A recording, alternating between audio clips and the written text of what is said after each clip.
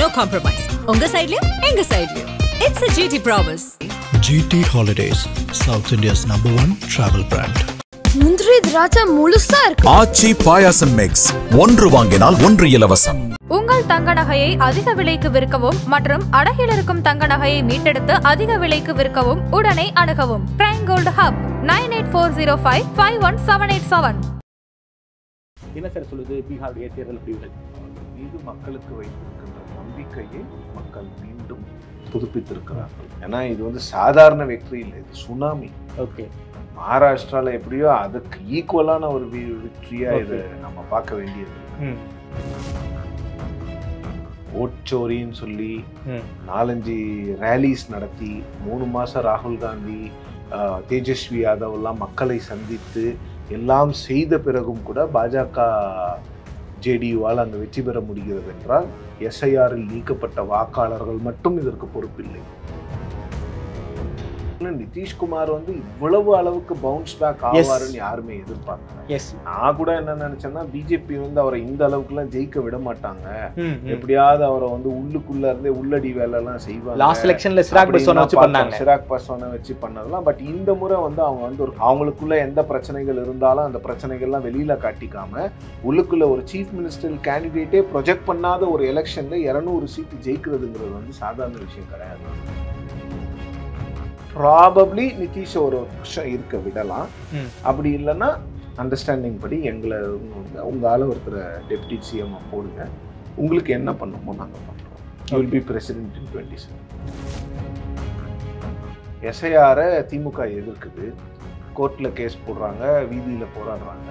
அதுக்காக எஸ்ஐஆர் நடக்கிற இடத்துக்கு போகாமையா இருக்கிறாங்க? இல்லை, ஆளை போட்டு பிஎல்ஏ 1, 2, 3, 4, 5, 6ன்னு ஒரு பூத்துக்கு 10 பேர் போட்டு கிட்டத்தட்ட 90,000 பூத்தில் 24,000 பூத்துக்கு பிஎல்ஏவே கிடையாது ஆர்ஜேடிக்கும் காங்கிரஸுக்கும்.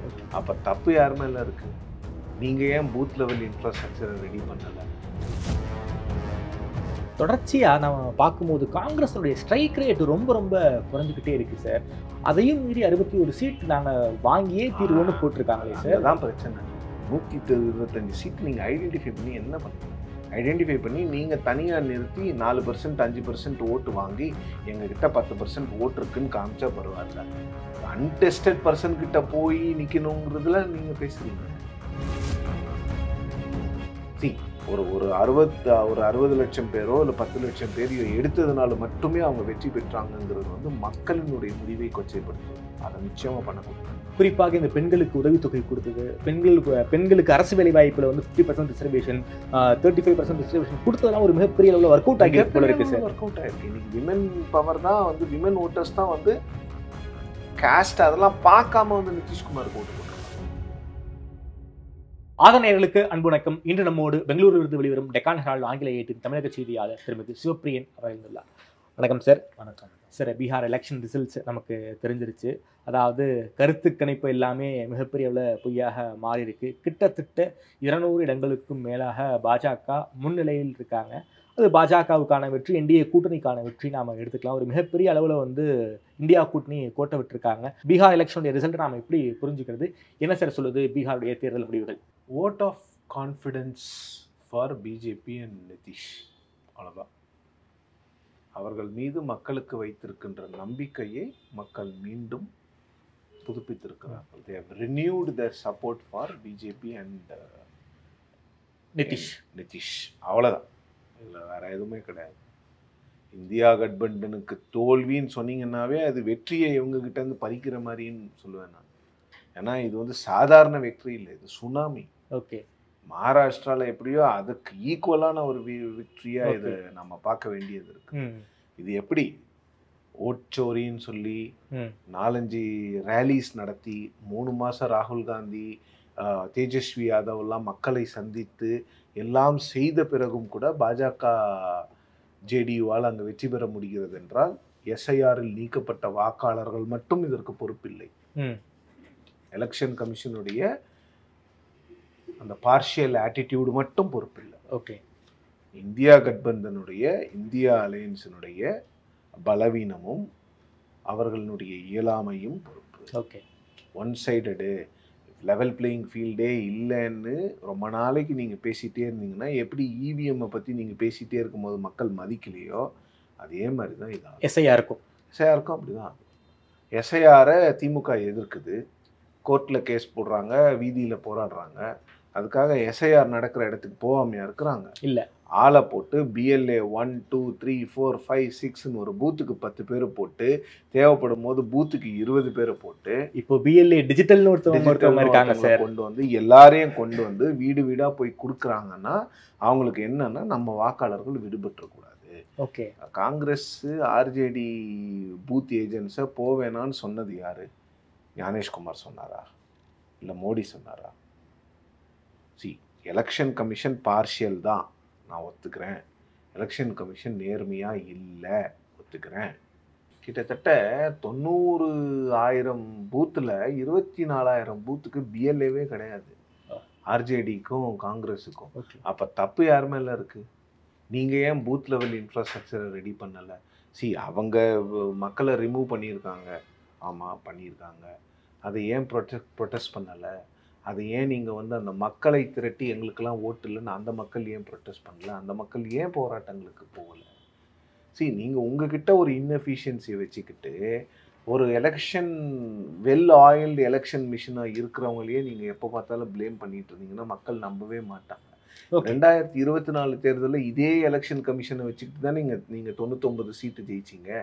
இதே எலெக்ஷன் வச்சுக்கிட்டு தானே அயோத்தியாவில் பாஜகவை தோக்கடிச்சிங்க. அப்போ எஸ்ஐஆருக்கு முன்னால் கூட பீகாரில் நீங்கள் ஜெயிக்கல, 2020 ஜெயிக்கல. அப்போது எஸ்ஐஆர் இல்லாத போது நீங்கள் கிட்டத்தட்ட நல்ல நம்பர்ஸ் வாங்குறீங்க. Complete blame on SIR, EVM இதெல்லாம் காங்கிரஸ் பண்ணக்கூடாது. தொடர்ச்சியாக நம்ம பார்க்கும்போது காங்கிரஸுடைய ஸ்ட்ரைக் ரேட் ரொம்ப ரொம்ப குறைஞ்சிக்கிட்டே இருக்குது சார். அதுவும் காங்கிரஸ் இதை வந்து ஒரு சுய பரிசீலனை செஞ்ச மாதிரியும் தெரியல. லாஸ்ட் எலெக்ஷனுக்கும் இந்த எலெக்ஷனுக்கும் ஸ்ட்ரைக் ரேட் ரொம்ப ரொம்ப மோசமாக இருக்குது. அதையும் மீறி 61 சீட் நாங்கள் வாங்கியே தீர்வுன்னு போட்டிருக்காங்களே சார். அதுதான் பிரச்சனை. இப்போ கேட்குறாங்கல்ல, இங்கே 63 சீட்டு கொடுங்க, 125 சீட்டு நாங்கள் ஐடென்டிஃபை பண்ணியிருக்கோம். பண்ணி என்ன பண்ண போகிறீங்க? 125 சீட்டு நீங்கள் ஐடென்டிஃபை பண்ணி என்ன பண்ணுவீங்க? ஐடென்டிஃபை பண்ணி நீங்கள் தனியாக நிறுத்தி 4% 5% ஓட்டு வாங்கி எங்ககிட்ட 10% ஓட்டு இருக்குன்னு காமிச்சா பரவாயில்ல. ஒரு அன்டெஸ்டட் பர்சன் கிட்ட போய் நிற்கணுங்கிறதுல நீங்கள் பேசுகிறீங்க. அதை விட்டுருங்க, அந்த கதையே விடுங்க. Okay sir. ஆர்ஜேடியை பொறுத்த வரைக்கும் ஆர்ஜேடியும் இந்த எலெக்ஷனில் ரொம்ப கேவலமாக பர்ஃபார்ம் பண்ணியிருக்காங்க, ரொம்ப மோசமாக பர்ஃபார்ம் பண்ணியிருக்காங்க. அப்போ நீங்கள் யாருமே கீழே போய் என்ன நடக்குதுன்னு பார்க்கல. அவங்க என்னென்ன ப்ராமிசஸ் கொடுத்தாங்களோ அதெல்லாம் ரீச் ஆகிருக்கு மக்கள்கிட்ட. அவங்க மைக்ரோ மேனேஜ் பண்ணியிருக்காங்க. அவங்க மக்கள்கிட்ட வந்து ரொம்ப தெளிவாக போய் விஷயங்களை பேசியிருக்கிறாங்க. ஓகே, ஒரு 60 லட்சம் பேரோ இல்லை 10 லட்சம் பேரையோ எடுத்ததுனால மட்டுமே அவங்க வெற்றி பெற்றாங்கங்கிறது வந்து மக்களினுடைய முடிவை கொச்சைப்படுத்துவது. அதை நிச்சயமாக பண்ணக்கூடாது. குறிப்பாக இந்த பெண்களுக்கு உதவித்தொகை கொடுத்தது, பெண்களுக்கு அரசு வேலை வாய்ப்புல வந்து 50% ரிசர்வேஷன், 35% ரிசர்வேஷன் கொடுத்ததெல்லாம் ஒரு மிகப்பெரிய அளவில் ஒர்க் அவுட் ஆகிருக்கு போல இருக்கு சார். ஒர்க் அவுட் ஆயிருக்கு. இன்னைக்கு விமன் பவர் தான் வந்து, விமன் ஓட்டர்ஸ் தான் வந்து காஸ்ட் அதெல்லாம் பார்க்காம வந்து நிதிஷ்குமாருக்கு ஓட்டு போட்டிருக்காங்க. ஓகே, அப்போ இங்கே பார்க்க வேண்டியது என்னன்னா, அப்போ அந்த விமன் ஓட்டர்ஸை வந்து நாம் கவர் பண்ணிட்டோம்னா நம்ம ஆட்சிக்கு வந்துக்கிட்டே இருக்கலாம்னு நிறைய கட்சிகள் பிளான் பண்ணுறாங்க. திமுகவும் அதில் ஒரு கட்சி. அவங்களோட ஸ்கீம்ஸ் எல்லாமே விமன் சென்ட்ரிக்காக இருக்கு. அப்போ ஏன்னா அவங்க அந்த விமன் வந்து லாயல் ஓட்டு பேங்க், எப்பவுமே அவங்க மாற மாட்டாங்க. ஜெயலலிதாவும் எம்ஜிஆரும் இருக்கும் வரை அவர்களுக்கு மட்டுமே வாக்களித்தவர்கள் அவர்கள் பெருமளவில். அப்போது அந்த விமன் ஓட் பேங்க் வந்து ரொம்ப லாயலான ஒரு ஓட் பேங்க். ஸோ அந்த ஓட் பேங்க்கை கல்டிவேட் பண்ண ட்ரை பண்ணுறாங்க. ஓகே, அது சரியான முயற்சியா இல்லை 10,000 ரூபாய் கொடுக்கலாமான்னா பிஜேபியே வேணான்னு தான் சொல்லுது. தமிழ்நாட்டில் கொடுத்தா வேணான்னு சொல்லுவாங்க பிஜேபி. ஆனால் பீகாரில் அதே பிஜேபி கொண்டு போய் கொடுக்கும். ஆனால் அதை காங்கிரஸ் அங்கே கேள்வி கேட்க மாட்டாங்க. அதான் பிரச்சனை. ஓகே, நீங்கள் அங்கே கேட்கணும். இங்கே 10,000 ரூபாய் கொடுக்குறீங்க, தமிழ்நாட்டில் 1000 ரூபாய் கொடுக்கறதுக்கு நீங்கள்லாம் அவ்வளோ பிரச்சனை பண்ணுறீங்க. அப்போ இது டபுள் ஸ்டாண்டர்ட்ஸ்ன்னு இதை காங்கிரஸ் கேட்கணும், இதை ஆர்ஜேடி கேட்கணும். Okay sir. குறிப்பாக எஸ்ஐஆர் மூலமாக பல லட்சக்கணக்கான வாக்காளர்கள் விடுபட்டாங்கன்னு சொல்கிறாங்க. ஆனாலும் அதே நேரத்தில் ஹையஸ்ட் போலிங்கும் நடந்திருக்கு. 66.91% அளவுக்கு போலிங் நடந்திருக்கு. இது எதை சார் காட்டுது? நிதிஷ்குமார் அதுக்கப்புறம் பாஜக கொடுத்த நலத்திட்ட உதவிகள் தான் ஒரு மிகப்பெரிய கன்வர்ஷனாக மாறி இருக்கா? பீகாரை பொறுத்த வரைக்கும் ஒரு வறுமை மிக்க ஒரு மாநிலம். ஆமாம். என்ன சொல்கிறது, ஒரு ரவுடியிசம் குண்டாயிசம்லாம் பெருமளவில் இருந்த ஒரு மாநிலம். ஆமாம். ஆர்ஜேடி மட்டும் இல்லை, காங்கிரஸ் இருக்கும் போதும் குண்டாயிசம்லாம் இருந்திருக்கு, இல்லைன்னா யாரும் சொல்ல. இப்போ கொஞ்சம் குறைஞ்சிருக்கு, இப்போவும் குண்டாயிசம் இருக்கு. ஓகே. அப்போது மக்கள் வந்து இந்த 20 வருஷத்தினோட வளர்ச்சி பரவாயில்லை அப்படின்னு நினைக்கிறாங்க. இன்னொன்று, ஓரளவுக்கு படிச்சுட்டு நிறைய பேர் தென் மாநிலங்களுக்கு வந்துடுறாங்க. இப்போ பெண்களுக்கான விஷயங்கள் செய்யும் போது, இந்த மதுவிலக்கு அப்படிங்கிற ஒரு விஷயத்தை கொண்டு வரும்போது, ஆண்கள் குடிப்பது நிறுத்தப்படும் பொழுது பெண்களுக்கு வருமானம் அதிகமாக வருது. ஆண்கள் குடிக்க போகிறதில்ல. ஒரு 100 பேர் குடிச்சிட்டு இருந்தாங்கன்னா 20 பேர் 25 பேர் கள்ளச்சாராயத்தை தேடி போவாங்க. மற்ற 75 பேர் சரிப்பா கிடைக்கல வீட்டுக்கு வருவோம் அப்படின்னு வீட்டுக்கு வந்துடுவாங்க. அந்த வருமானம்லாம் அவங்களுக்கு கிடைக்குது. இன்னொன்று, அவர்கள் குடும்பத்தில் அமைதி நிலவுகிறது. ப்ராஹிபிஷனை நான் எதிர்க்கிறவன் தான் பர்சனலாக. அது வந்து கள்ளச்சாராயத்துக்கு வழிவகுக்கும். கள்ளச்சாராய சாவுகள் இப்போ கள்ளக்குறிச்சியில் நடந்த மாதிரி அடிக்கடி நடக்கும். பீகாரில் ஹூஜ் ட்ராஜடிஸ் நடந்துக்கிட்டே தான் இருக்கும். ஏன்னா அந்த 35%மோ 25%மோ அவன் ஏதாவது ஒரு விதத்தில் அந்த சாராயம் கிடைக்கிறதான்னு பார்த்துக்கிட்டே இருப்பாங்க. இதை கம்ப்ளீட்டாக பண்ண போய் அங்கே கொட்டை விட்டுருவோம். அதனால் அது வந்து நீங்கள் வந்து ஒரு மிடில் பாத்தை தான் எடுக்கணும். ஆனால் அந்த ப்ராஹிபிஷன் மதுவிலக்குன்னு ஒன்று கொண்டு வந்து ஒட்டுமொத்த பெண்களுடைய சப்போர்ட்டை வாங்கினது மட்டும் இல்லாமல் அவங்களுக்கு இப்போ இந்த 10,000 கொடுக்கறது, அப்புறம் 2 லட்சம் அளவுக்கு சுய தொழிலுக்கு வந்து நாங்கள் கடனுதவி பண்ணுவோம், கிராண்ட் கொடுப்போம்னு சொல்கிறதெல்லாம் பெண்களுக்கு வந்து பெருமளவில் நடந்திருக்கு. ஏன்னா மகாராஷ்டிரா போன்ற மாநிலங்களில் பிஜேபி ஆட்சி செய்கின்ற மாநிலங்கள்லாம் அந்த உதவித்தொகையை கொடுத்துக்கிட்டு இருக்கிறாங்க. Okay sir. குறிப்பாக மகாராஷ்டிராவில் பாஜக கூற்றுக்கு கிடைத்த வெற்றியை வந்து பீகாரை கம்பேர் பண்ண முடியுமா சார்? அதை விட பெரிய வெற்றி மாதிரி தான் எனக்கு இது படுது. ஓகே, பீகார் வெற்றி பெரிய வெற்றி. ஓகே, யாருமே எதிர்பார்க்கல. இன்னொன்னு, நிதிஷ்குமார் வந்து இவ்வளவு அளவுக்கு பவுன்ஸ் பேக் ஆவாருன்னு யாருமே எதிர்பார்க்கல. நான் கூட என்ன நினைச்சேன்னா, பிஜேபி வந்து அவரை இந்த அளவுக்கு எல்லாம் ஜெயிக்க விட மாட்டாங்க, எப்படியாவது அவரை வந்து உள்ளுக்குள்ள இருந்தே உள்ளடி வேலை எல்லாம் செய்வாங்க. லாஸ்ட் எலெக்ஷன்ல சிராக் பஸ்வானை வச்சு பண்ணதெல்லாம். பட் இந்த முறை வந்து அவங்க வந்து ஒரு கோஹெசிவ் யூனிட்டா காமிச்சாங்க. ஓகே, அவங்களுக்குள்ள எந்த பிரச்சனைகள் இருந்தாலும் அந்த பிரச்சனைகள்லாம் வெளியில காட்டிக்காம உள்ளுக்குள்ள ஒரு சீஃப் மினிஸ்டர் கேண்டிடேட்டே ப்ரொஜெக்ட் பண்ணாத ஒரு எலெக்ஷன்ல 200 சீட்டு ஜெயிக்கிறதுங்கிறது வந்து சாதாரண விஷயம் கிடையாது. அதுவும் நிதிஷ்குமார் போன்ற ஒரு வெட்டரன் பாலிட்டிஷியனை, ஒரு அன்ட்ரஸ்டபிள் பாலிட்டிஷியன் வேற அவர். எஸ், பல்டி குமார்னு பேர் அவருக்கு. Understandable politician, the weather cock of Indian பாலிடிக்ஸ்னு அவரை சொல்லுவாங்க.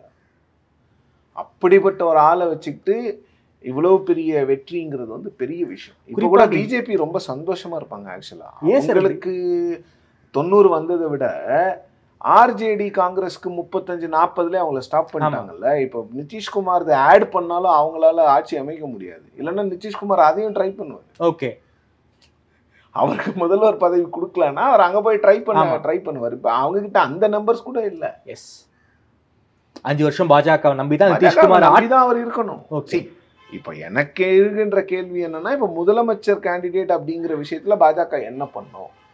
2 ஆப்ஷன். ஒன்று, நிதிஷ்குமாரை கொஞ்ச நாளைக்கு கண்டினியூ பண்ண விடலாம்.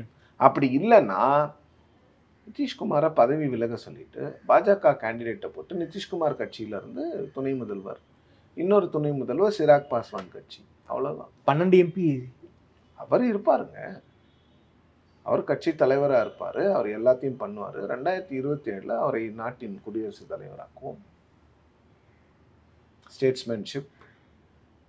தன்னை எதிர்த்த நிதிஷ்குமாரையே மோடி வந்து பிரசிடென்ட் ஆக்கி இருக்காரு அப்படின்னு மோடியை ஸ்டேட்ஸ்மேனாக காமிப்போம். ஐடியாவா இல்லை எங்ககிட்ட. ஓகே, பாஜக வந்து அந்த பிஜேபி வந்து really inspiring for a political journalist வந்து BJP is a case study. Yes, ஒரு பொலிட்டிக்கல் அனிமலுக்கு வந்து ஸ்டூடெண்ட் ஆஃப் பாலிடிக்ஸ்க்கு வந்து BJP is an excellent case study. It's a master class. ஒரு அண்டர் டாகா இருந்த மகாராஷ்டிரா எலெக்ஷனை எப்படி ஜெயிக்கிறது, எலெக்ஷன் கமிஷனை யூஸ் பண்ணாங்க. ஆமாம், நான் ஒத்துக்கிறேன், இல்லைன்னு நான் சொல்ல, அது தவறு தான். இருந்தாலும் இதெல்லாம் சட்டத்தில் இருக்கக்கூடிய ஓட்டைகள். இந்த ஓட்டைகள் எல்லாம் காங்கிரஸும் ஒரு காலத்தில் பயன்படுத்தி தான் இருக்கு. நாளைக்கு வேற யாராவது ஆட்சிக்கு வந்தாலும் அவங்களும் பயன்படுத்துவாங்க. சட்டத்தில் இருக்கக்கூடிய ஓட்டைகளை அரசியல் கட்சிகள் சாதுரியமாக பயன்படுத்தி கொள்ளும். ஓகே, அதில் வந்து எந்த ஒரு அரசியலில் எதுவுமே தவறு கிடையாது. Everything is love, fair and love and war. அரசியல் ஒரு போர் தான், ஒரு போராட்டம் தான். ஓகே. ஸோ அது வந்து என்ன மாதிரி ஸ்ட்ராட்டஜி பாருங்களேன். ஒரு பூத்து, அந்த பூத்துக்குள்ள ஒரு சப் பூத்து, எல்லாத்தையும் மைக்ரோ மேனேஜ் பண்ணுவோம், லிஸ்ட் வச்சிருப்போம். இங்கே தட்டினா அங்கே குண்டு வெடிக்கும்னு படத்துங்களில் சொல்லுவாங்களா, அந்த மாதிரி இங்கே தட்டினா அங்கே பேசலாம்.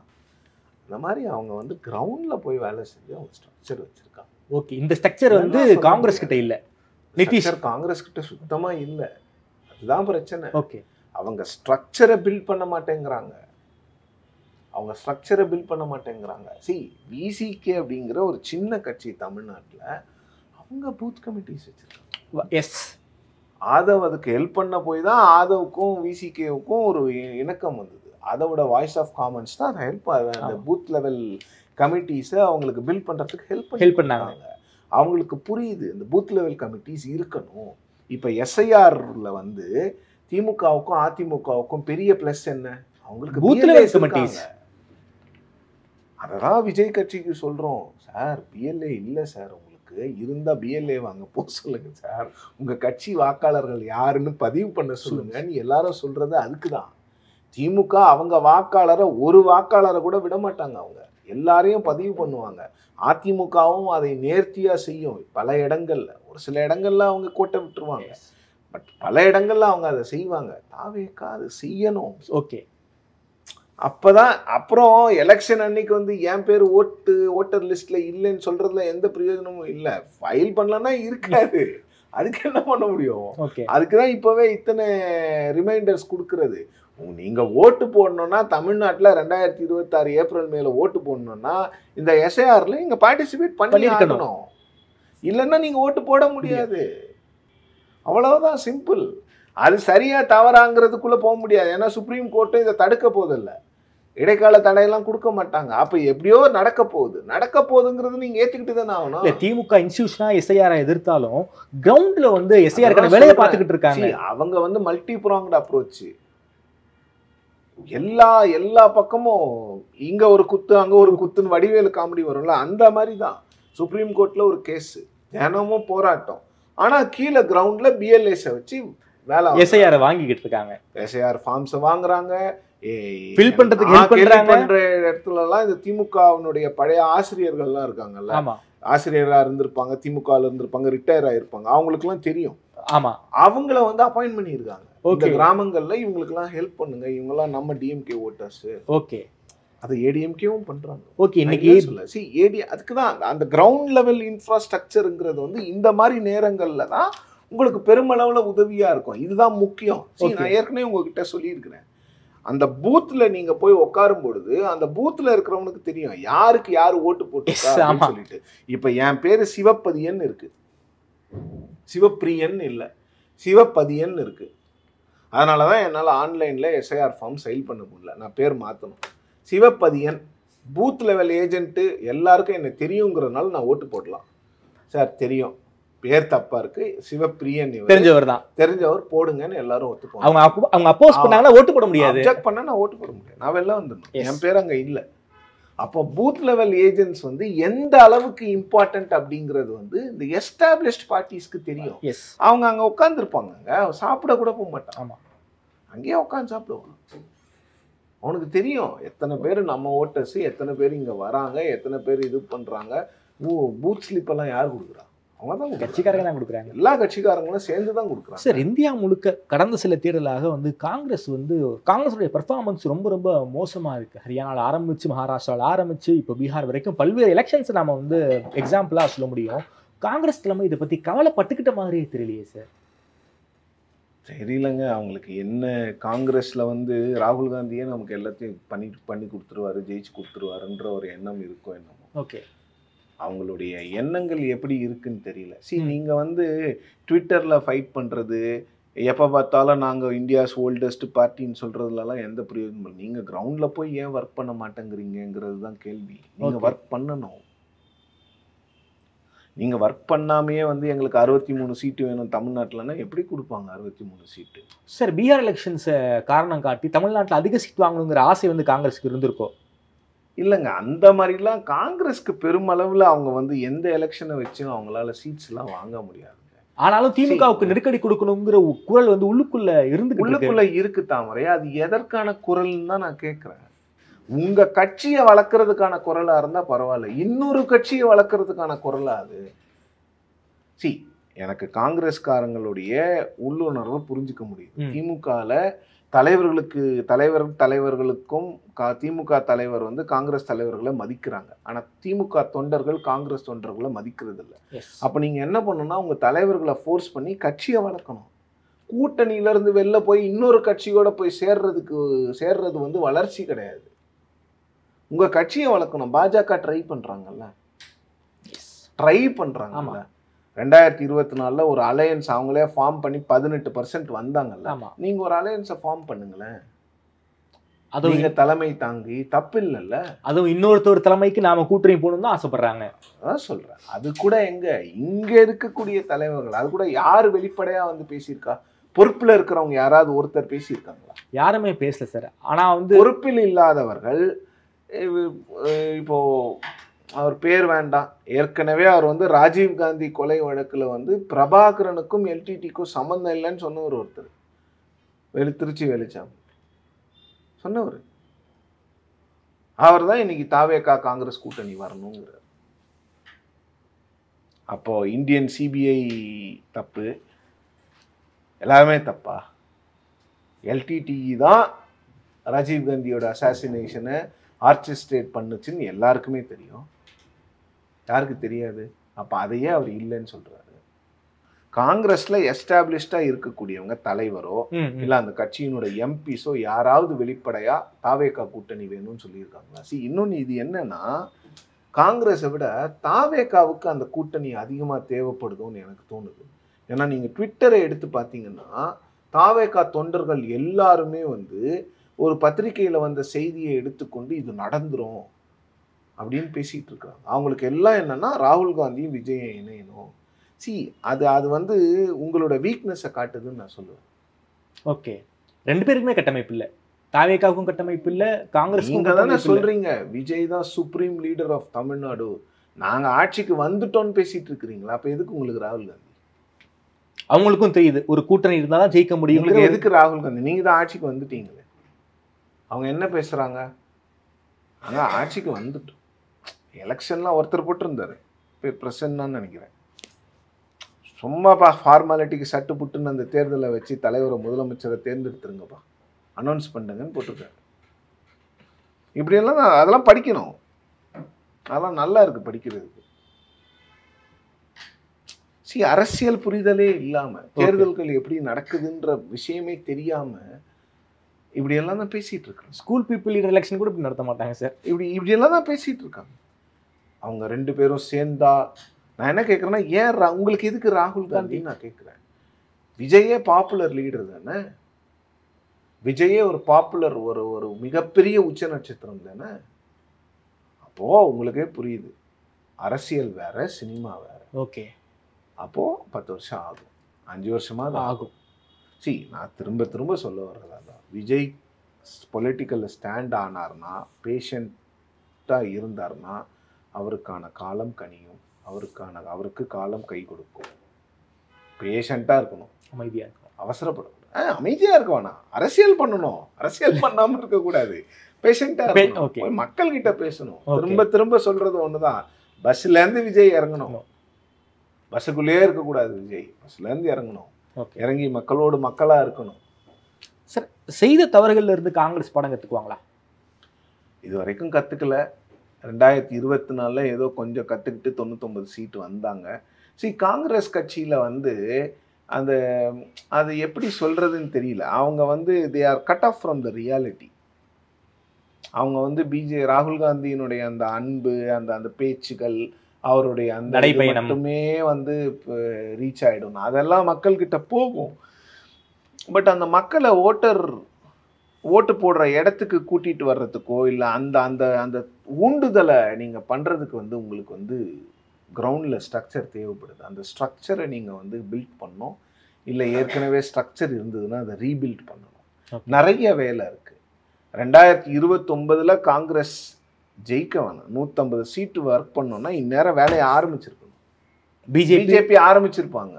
பிஜேபிக்கு இப்போ வந்து வெஸ்ட் பெங்கால் எலெக்ஷனுக்கான வேலையை ஆரம்பிச்சிட்டாங்க. 2029 தேர்தலுக்கு தான் நாங்க இப்போ 24ல 26ல அதிமுகவோட கூட்டணி வைக்கிறோம் நைனார் சொல்றாங்க. ஆமா, அப்ப 29 தேர்தலுக்கு இப்பவே அவங்க பிளான் பண்றாங்க.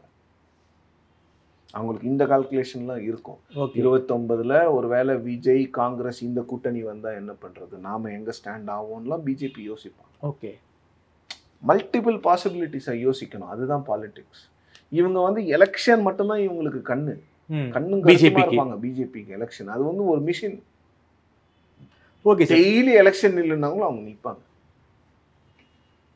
தினந்தோறும் எலெக்ஷன் இருந்தாலும் அவங்களால வெற்றி பெற முடியும், அவங்களால நிற்பாங்க. அந்த அளவுக்கு ஆர்கனைசேஷன் பவர். எலெக்ஷன் கமிஷனோட ஹெல்ப் அவங்களுக்கு இருந்திருக்குன்னே வச்சுக்கோங்க. 10%, 20%, 80% அவங்க உழைப்பு, அவங்களுடைய ஸ்ட்ராட்டஜி, அவங்களுடைய ஓட் பேங்க், அவங்களுடைய கேண்டிடேட்ஸ், அவங்களுடைய கேடர்ஸ், அவங்களுடைய கட்சி, அவங்களுடைய ஸ்ட்ரக்சர். அந்த 20% ஏன்னு கேள்வி கேளுங்க. அந்த 80%ம் தப்புன்னு சொன்னீங்கன்னா அது நியாயம் இல்லை. இல்லை, குறிப்பாக பாஜகவோட ஸ்ட்ராட்டஜியை பொறுத்த வரைக்கும் பாஜகவுக்கு யாரெல்லாம் ரிபல்லாக இருப்பாங்கன்னு நினைச்சாங்களோ அவங்க எல்லாருக்குமே இதை அகாமடேட் பண்ணிட்டாங்க. ராஜ்யசபால மினிஸ்ட்ரி எல்லாம் கொடுத்து எல்லாருமே அகாமடேட் பண்ணி அகாமடேட்டிவ் பார்ட்டிங்க தேவைப்படும் போது எல்லாத்தையும் பண்ணுவாங்க. நீங்க ஜெயலலிதா அவர்களே நாம ரிஜிடுன்னு நினைப்போம். பட் அவங்க அந்த அந்த ஒரு ஸ்டேச்சர் வர்றதுக்குள்ள அவங்க எவ்வளோ காம்ப்ரமைசஸ் பண்ணியிருக்காங்க. அவங்கள எதிர்த்து பேசின SD சோமசுந்தரத்தை கூட்டிட்டு வந்து வச்சிருந்தாங்க, நாவலரை கூட்டிட்டு வந்து கூட வச்சிருந்தாங்க, அவரை வசைபாடிய RM வீரப்பனை கூட வச்சிருந்தாங்க, 4.5 வருடம் அவருக்கு அமைச்சர் பதவி கொடுத்திருந்தாங்க. அப்போ அவங்க எவ்வளோ அகாமடேட்டிவா இருந்திருக்காங்க. ஏன்னா அந்த இனிஷியல் ஸ்டேஜ்ல உங்களுக்கு எல்லாம் பொலிட்டிக்கல் ஆட்கள் வேணும். அவங்களும் முதலமைச்சர் ஆகணும்னு ட்ரை பண்ணாங்க. ஜானகி அம்மா முதலமைச்சர் ஆகும் போது நான் ஆகணும்னாங்க. திருநாவுக்கரசர் தான் சொன்னார், வேண்டாம், கட்சி தான் முக்கியம், கட்சியை கைப்பற்றுங்க, அதன் பிறகு ஆட்சியெல்லாம் ஆட்டோமேட்டிக்காக வரும். It was same advice. Okay, அந்த அட்வைஸ் தான் அதிமுகவை காப்பாத்துச்சு, ஜெயலலிதாவை காப்பாத்துச்சு. அந்த அந்த அட்வைஸ் தான், அந்த அட்வைஸை தான் ஓபிஎஸ்க்கு சொன்னாங்க. அவர் கேட்குற மாதிரி இல்லை. சார், பிஜேபி 92 இடங்கள், நிதிஷ் கட்சி வந்து 81 இடங்கள். எப்படி சார் போக வாய்ப்பு இருக்கு? அதாவது ஒடிசாவில் நடந்த கதை நடக்க வாய்ப்பு இருக்கா? அதாவது பிஜு பட்நாயக் கூட்டணி வச்சு அதுக்கப்புறம் அவரே ஓவர் ஷேடோ பண்ணி கட்சி வளர்ந்துருச்சு. ஓவர் ஷேடோ ஆயிடுச்சு. பிஜேபி ஜேடியு ஓவர் ஷேடோ பண்ணிட்டாங்க. பட் இப்போ என்ன பண்ணுவாங்கன்னா ப்ராபப்ளி நிதிஷ் ஒரு வருஷம் இருக்க விடலாம். அப்படி இல்லைன்னா அண்டர்ஸ்டாண்டிங் படி எங்களை உங்கள் ஆளு ஒருத்தரை டெப்டி சிஎம் போடுங்க, உங்களுக்கு என்ன பண்ணணுமோ நாங்கள் பண்ணுறோம், you will be president in 27. Okay, இது என்னுடைய கருத்து தான், என்னுடைய அசம்ஷன், என்னுடைய ப்ரெடிக்ஷன் தான். இது பிஜேபியில இருந்துலாம் யாரும் எனக்கு சொல்லல. ஓகே, கான வாய்ப்பு அது வந்து ஒரு 2 வருஷம் நீங்க சீஃப் மினிஸ்டரா வச்சுட்டு பிரசிடென்ட் கொடுப்போம். பிரசிடென்ட் கொடுக்கறதுனால நிதிஷ்குமாருக்கு பீகார் ஓட்டர்ஸை ரீச் பண்ணலாம். ஆமா, அது வந்து ஒரு பெரிய ப்ளஸ்ஸாக இருக்கும். இன்னொன்று மோடியோடைய இமேஜை இவங்க என்ஹான்ஸ் பண்ணுவாங்க. ஓகே, ஒரு காலத்தில் மோடியை எதிர்த்த நிதிஷ்குமாருக்கு குடியரசுத் தலைவர் பதவி, எவ்வளோ ஸ்டேட்ஸ்மேனாக மாறி இருக்காரு பாருங்க நரேந்திர மோடி அப்படிங்கிறது தான். சரி, ஏன்னா நீங்கள் யோசிச்சு பாருங்களேன், 2029 தேர்தலில் பாஜக வந்து நிச்சயமாக மோடி அவர்களை நிச்சயமாக ரிட்டையர் ஆகுங்கன்னு அந்த டைமில் சொல்லுவாங்க. ஸோ அப்போ அந்த ரிட்டையர் ஆகிற டைமில் உங்களுக்கு ஒரு என்ஹான்ஸ்மெண்ட் வேணும்ல, உங்களுக்கு வந்து நான் ஸ்டேட்ஸ்மேன் அப்படிங்கிற அதெல்லாம் பாஜக யோசிக்கும். அவங்களுடைய தலைவர்களை, அந்த கட்சிக்கு நல்லது செய்த தலைவர்களை பாஜக என்றைக்குமே விட்டு கொடுத்தது கிடையாது. அத்வானி அவர்களை கூட அவர் நரேந்திர மோடிக்கு எதிராக அந்த ரிபெலியன் பண்ணும்போது கூட அவர் ரொம்ப சாஃப்டாக தான் ஹேண்டில் பண்ணாங்க. மோடியே அவருக்கு பாரத ரத்னா விருது கொடுத்துருக்காரு. சாஃப்டாக தான் ஹேண்டில் பண்ணுவாங்க. ஏன்னா அவங்கள பொறுத்த வரைக்கும் தேனோ அந்த இண்டிவிஜுவல் கொஞ்ச நாளைக்கு அவர் பவர்ஃபுல்லாக இருப்பாருங்க, அப்புறம் இறங்கிடுவாருங்க. 10 வருஷத்துல பேசல மோகன் பகவத் எதை பத்தியும். இப்போ ஒரு வருஷமா பேசிட்டு இருக்காருல்ல, அவருக்கு தெரியும் மோடி அவர்களுடைய ஸ்ட்ரென்த் 240 தான், 303 கிடையாது, 282 கிடையாதுன்னு மோகன் பகவத்துக்கு தெரியும்ல. அந்த ஆர்கனைசேஷனை பொறுத்த வரைக்கும் இண்டிவிஜுவல்ஸ் டோன்ட் மேட்டர். இன்னும் 50 வருஷத்துக்கு பிஜேபி எப்படி பவர்ல இருக்கணும் அவ்வளவுதான் அவங்களுக்கு. ஓகே சார், குறிப்பாக 20 வருஷமா வந்து நிதிஷ்குமார் வந்து முதல்வராக இருக்காரு. இந்த ஆன்டி இன்கம்பன்சிங்கிற ஃபேக்டர் வந்து பீகார் காலத்துல எடுபடவில்லையா சார்? ஆன்டி இன்கம்பன்சி இருக்கும். அந்த ஆன்டி இன்கம்பன்சியை அறுவடை பண்ண வேண்டியது ஆப்போசிஷன் தான். அது ஆப்போசிஷன் அறுவடை பண்ணலன்னா அது ப்ரோ இன்கம்பன்சியை மாத்துறதுக்கு எனக்கு திரும்ப இருந்தால் நான் பண்ணிட்டு போகிறேன். என்னை சேலஞ்ச் பண்றதுக்கு ஒரு ஆள் இருக்கிற வரைக்கும் தானே நான் சேலஞ்சை பத்தி யோசிக்கணும். என்னை பத்தி அவங்க சேலஞ்சே பண்ணா அப்ப நான் தான் ராஜான்னு சொல்லிட்டு நான் போயிட்டு நான் இதெல்லாம் பண்றேன், நான் இப்படியெல்லாம் பண்றேன்னு உங்களை சேலஞ்ச் பண்றதுக்கு ஆள் இல்லை. அப்போ நான் தான் ராஜான்னு சொல்லும் போது இல்லை அவர் ராஜா இல்லைன்னு சொல்றதுக்கு ஆளே இல்லைன்னும் போது அப்ப நான் சொல்றது என்ன எடுக்கணும். சார் கடைசி கேள்வி சார், பீகார் ரிசல்ட்ஸ் சொல்லக்கூடிய செய்தி என்ன சார், ஒருவரி செய்தி என்ன சார்? டெவலப்மெண்ட் ப்ளஸ் நீங்கள் மைக்ரோ மேனேஜ் பண்ணி எலெக்ஷனை ஃபைட் பண்ணிங்கன்னா ஒரு ப்ராப்பர் அலையன்ஸு கிரவுண்ட் லெவலில் ஒரு சோஷியல் இன்ஜினியரிங் பண்ணி நீங்கள் மைக்ரோ லெவலில் போய் மேனேஜ் பண்ணிங்கன்னா எலெக்ஷனை ஆன்டி இன்கம்பன்சி எல்லாம் தவிடுபடியாக்கிட்டு நீங்கள் வந்து ஆட்சிக்கு வரலாம். அவ்வளோதான். Okay sir. ஆன்டி இன்கம்பன்சிங்கிறது வந்து ஒரு தியரிட்டிக்கல் வேர்டாக மாறி போச்சு ஆக்சுவலாக. இப்போ ஓகே 4 முறை 5 முறைலாம் ஆட்சிக்கு வந்துட்டு இருக்காங்க இப்போ. ரொம்ப நன்றி சார். குறிப்பாக பீகார் எலெக்ஷன் ரிசல்ட்ஸை பற்றி ரொம்ப விரிவாக பேசியிருக்கேன். என்ன கொடுத்து பேசியிருக்கேன். நன்றி சார். நன்றி.